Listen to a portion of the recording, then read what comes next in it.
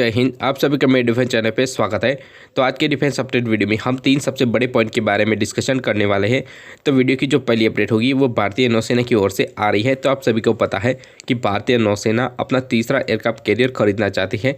तो आज की डिफेंस अपडेट वीडियो में हम यह डिस्कशन करेंगे कि किसी भी एयरक्राफ्ट कैरियर को किस तरह से तबाह किया जा सकता है। इसके अलावा चाइना के पास एक ऐसा घातक हथियार है जो कि भारतीय नौसेना के एयरक्राफ्ट के लिए एक बहुत ही बड़ी मुश्किल बन सकता है। इसके अलावा वीडियो के नेक्स्ट पार्ट में हम यह डिस्कशन करेंगे कि आत्मनिर्भर बनने से कौन कौन से फायदे हो सकते हैं डिफेंस के क्षेत्र में। इसके अलावा वीडियो की तीसरी और आखिरी update Rafale M fighter jet को लेकर आ रही है। तो इन तीनों ही अपडेट के बारे में 1 बाय 1 डिटेल से डिस्कशन करने वाला हूं। तो अगर आप मेरे डिफेंस चैनल पे नए हैं तो प्लीज़ मेरे डिफेंस चैनल को सब्सक्राइब करें, बेल आइकन दबाना ना भूलें और कमेंट सेक्शन में जय हिंद जय भारत जरूर लिखिएगा। और अगर आपको मेरा कंटेंट अच्छा लगता है तो वीडियो को लाइक भी कर दीजिएगा। और आपको डिफेंस के रिलेटेड कोई भी क्वेश्चन हो तो आप अपना क्वेश्चन कमेंट सेक्शन में ज़रूर लिखिएगा। तो आज की डिफेंस अपडेट वीडियो को शुरू करते हैं। आप सभी को पता है कि भारतीय नौसेना अपने तीसरे एयरक्राफ्ट कैरियर यानी कि INF को एक्वायर करना चाहती है। तो आने वाले टाइम में अगर भारत का युद्ध होता है तो एक साथ भारत को 2 कंट्रीज़ के साथ यानी कि चाइना पाकिस्तान दोनों के साथ लड़ना पड़ सकता है। तो इसी चीज़ के चलते भारतीय नौसेना का यह कहना है कि अगर एक साथ 2 देश के साथ युद्ध लड़ना है तो भारत के पास कम से कम 2 एयरक्राफ्ट कैरियर होने चाहिए और जो तीसरा एयरक्राफ्ट कैरियर होगा वो रिजर्व में रहेगा। इसके अलावा बात करें तो जो एयरक्राफ्ट कैरियर होते हैं वो मेंटेनेंस में जाते हैं तो एक बड़ा लंबा टाइम ले लेते हैं। तो इसी चीज़ के चलते भारतीय नौसेना यह चाहती है अगर भारतीय नौसेना के पास 3 एयरक्राफ्ट कैरियर होंगे तो उनमें से अगर एक एयरक्राफ्ट कैरियर भी मेंटेनेंस में जाता है तो बाकी के 2 अपनी ड्यूटी को निभाएंगे। पर अभी फिलहाल मॉडर्न ज़माने में जो एयरक्राफ्ट कैरियर होते हैं वो किसी भी दुश्मन देश के लिए आसान टारगेट हो जाते हैं, क्योंकि अभी फिलहाल जो एयर डिफेंस सिस्टम इसके अलावा जो एंटीशिप मिसाइल बहुत ही ज़्यादा एडवांस तरीन हो चुके हैं, जिसकी वजह से जो बड़ा टारगेट होता है वो बड़ी ही आसानी से वो तबाह भी किया जा सकता है। इस तरह से बात करें तो एयरक्राफ्ट कैरियर से कई सारे फ़ायदे भी होते हैं और नुकसान भी होता है। तो फ़ायदे के बारे में बात करें तो जो एयरक्राफ्ट कैरियर होता है वो एक बहुत ही बड़ी फ्लीट को लेके अपने साथ चलता है, जो कि किसी भी दुश्मन देश की नेवी के लिए बहुत ही बुरा सपना साबित हो सकता है, जो कि पाकिस्तान के साथ हो चुका है। पर जो एयरक्राफ्ट कैरियर होता है वो किसी भी एंटीशिप मिसाइल के लिए बड़ा ही आसान टारगेट भी हो सकता है। तो एक तरफ इतने बड़े जहाज़ की वजह से कई सारे फ़ायदे भी होते हैं और कई सारे नुकसान भी हो सकते हैं। तो इसके अलावा हम बात कर लेते हैं कि किसी भी एयरक्राफ्ट कैरियर को कैसे तबाह किया जा सकता है। तो सबसे पहले बात करें तो फाइटर जेट के द्वारा एयरक्राफ्ट कैरियर को कैसे तबाह किया जाता है। तो फाइटर जेट के ऊपर एंटीशिप मिसाइल लोड करके उसको लॉन्च कर दिया जाता है। तो यह चीज़ बहुत ही ज़्यादा मुश्किल होती है। इसके अलावा फाइटर जेट को बहुत ही कम टाइम मिलता है एयरक्राफ्ट कैरियर को तबाह करने के लिए, क्योंकि एयरक्राफ्ट कैरियर के अपना एयर डिफेंस सिस्टम होता है। इसके अलावा उसके साथ जो सपोर्ट वेसल होती हैं उनके पास भी एयर डिफेंस सिस्टम होता है, जो कि फाइटर जेट को और उस एंटीशिप मिसाइल को भी तबाह कर सकते हैं। तो यह जो रास्ता है वो बहुत ही ज़्यादा रिस्की रास्ता है। इसके अलावा दूसरे रास्ते के बारे में बात करें तो किसी अन्य शिप या डिस्ट्रॉयर के द्वारा उस एयरक्राफ्ट के ऊपर एंटीशिप मिसाइल को लॉन्च कर दिया जाए, तो यह भी एक बहुत ही अच्छा रास्ता है। पर अगर एयर डिफेंस सिस्टम बहुत ही एडवांस होगा तो वह एंटीशिप मिसाइल को रोक देगा। अलावा बात करें तो उस डिस्ट्रॉयर के द्वारा अगर उस एयरक्राफ्ट कैरियर के ऊपर टॉर्पीडो लॉन्च कर दिया गया है तो यह बहुत ही बड़ी मुश्किल ही बन सकता है एयरक्राफ्ट कैरियर के लिए। अलावा तीसरे और बहुत ही इफेक्टिव रास्ते के बारे में बात करें तो यह है सबमरीन के द्वारा उस एयरक्राफ्ट कैरियर के ऊपर टॉर्पीडो को लॉन्च कर दिया जाए।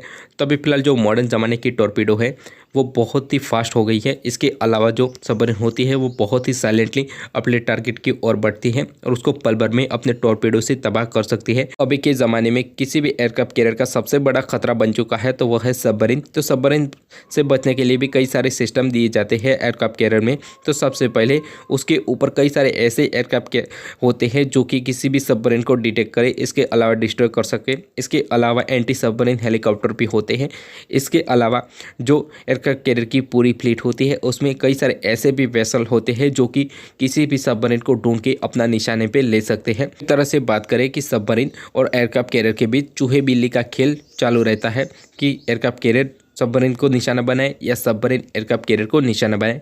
तो अब हम नेक्स्ट रास्ते के बारे में बात करें तो अभी फिलहाल चाइना के पास एक ऐसी बैलिस्टिक मिसाइल है जो कि किसी भी एयरक्राफ्ट कैरियर को पल भर में तबाह कर सकती है, जो कि भारतीय नौसेना के एयरक्राफ्ट के लिए भी एक बहुत ही बड़ा खतरा बन सकती है। तो चाइना के पास DF-21 नाम की एक ऐसी घातक मिसाइल है जो कि स्पेशली एयरक्राफ्ट कैरियर किलर बताई जाती है। तो यह मिसाइल बहुत ही स्पीड से अपने टारगेट की ओर आगे बढ़ती है और उसको पल भर में तबाह कर सकती है। तो अगर भारतीय नौसेना का किसी भी चीज़ से खतरा है तो इस DF-21 मिसाइल से है, क्योंकि यह बहुत ही तेज़ी से अपने टारगेट को हिट करती है। इसके अलावा इसको एयर डिफेंस सिस्टम से रोकना भी बहुत ही ज़्यादा मुश्किल हो जाता है। तो ऐसा दावा चाइना की ओर से, तो चाइना की ओर से जो दावे किए जाते हैं तो वो तो कितने सच्चे हो वो तो आपको डेफिनेटली पता होंगे, पर अगर यह चीज़ पॉसिबल है तो यह भारतीय नौसेना के लिए एक बहुत ही बड़ी मुश्किल बन सकती है आने वाले टाइम में। तो यह कुछ रास्ते थे जिसकी वजह से किसी भी एयरक्राफ्ट कैरियर को पल भर में तबाह किया जा सकता है। तो भारतीय नौसेना सोच समझ के ही कोई बड़ा डिसीजन लेगी, क्योंकि एयरक्राफ्ट कैरियर से कई सारे फायदे भी है और कई सारे बड़े नुकसान भी है। हम वीडियो की नेक्स्ट अपडेट के बारे में डिस्कशन कर लेते हैं कि आत्मनिर्भर यानी कि अपने दम पे हथियार बनाने से कौन कौन से फायदे हो सकते हैं। तो सबसे पहला फायदे के बारे में बात करें तो अपने देश का जो पैसा है वो अपने देश में ही रहेगा, क्योंकि अगर आप किसी अन्य देश के पास से हथियार परचेस करते हो तो एक बहुत ही बड़ी अमाउंट उस देश को आप देते हो। इसके अलावा उस हथियार का मेंटेनेंस कॉस्ट भी आपको टाइम टू टाइम देना पड़ता है, तो एक तरह से बहुत सारे पैसे बच जाते हैं। इसके अलावा बात करें तो आप जिस देश के पास से हथियार परचेस करते हो उस देश के साथ अपने रिलेशन बेहतर बना के रखने होंगे। अगर उस देश के साथ आपके रिलेशन बिगड़ते हैं तो स्पेयर पार्ट की सप्लाई रुक जाती है और एक तरह से उस हथियार आपको बहुत ही बड़ी नुकसान दिलवा सकता है। इसके अलावा बात करें तो आत्मनिर्भर तौर पे हथियार डेवलप करने से आपको किसी अन्य देश के पास से परमिशन नहीं लेनी होगी उस हथियार को बेचने के लिए, क्योंकि अगर आप कई सारे हथियार जॉइंटली भी डेवलप करते हो पर अगर उसी हथियार को आप 100% यानी कि स्वदेशी तौर पे डेवलप करोगे तो उस हथियार को एक्सपोर्ट करने के लिए भी आपको किसी अन्य देश की परमिशन की ज़रूरत नहीं रहेगी। इसके अलावा उस हथियार को मॉडर्नाइज करने के लिए भी आपको किसी चीज़ की परमिशन नहीं लेनी पड़ेगी। हम वीडियो की तीसरी और आखिरी अपडेट के बारे में बात कर लेते हैं। तो आप सभी को पता है कि भारतीय नौसेना 26 फाइटर जेट को खरीदना चाहती थी अपने एयरक्राफ्ट कैरियर के लिए। तो उसमें दो कैंडिडेट थे, एक था रफाल एम और दूसरा था FA-80 सुपर हॉर्नेट। तो भारतीय नौसेना ने यह decision cabinet committee on security के ऊपर छोड़ दिया था कि कौन से फाइटर जेट को सिलेक्ट किया जाए। तो कई रिपोर्टों में यह चीज़ सामने आ रही थी कि भारतीय नौसेना के लिए रफाल एम फाइटर जेट को ही खरीदा जाएगा। तो अभी फिलहाल ऐसी रिपोर्टें सामने आ रही है कि लगभग यह चीज़ तय हो गई है कि भारतीय नौसेना के लिए रफाल एम फाइटर जेट को ही सिलेक्ट किया जाएगा। तो Rafale M fighter jet select होने के बाद भारतीय नौसेना की ताकत में बहुत ही ज़्यादा इजाफा होगा। इसके अलावा भारतीय एयरफोर्स भी रफाल फाइटर जेट को ऑपरेट कर रही है, जिसकी वजह से रफाल फाइटर जेट को मेंटेनेंस करने के लिए भी कुछ ज़्यादा अमाउंट पे नहीं करनी पड़ेगी। इसके अलावा अगर FA-80 सुपर हॉर्नेट को सिलेक्ट किया जाता तो उसका ट्रेनिंग का कॉस्ट, इसके अलावा उसके मेंटेनेंस कॉस्ट भी बढ़ जाता है। तो एक तरह से भारत के लिए यह नुकसान का सौदा हो सकता था। पर जो रफाल एम फाइटर जेट है वो भारतीय नौसेना की पसंद भी थी, क्योंकि भारतीय नौसेना रफाल एम फाइटर जेट की ओर ही जाना चाहती थी।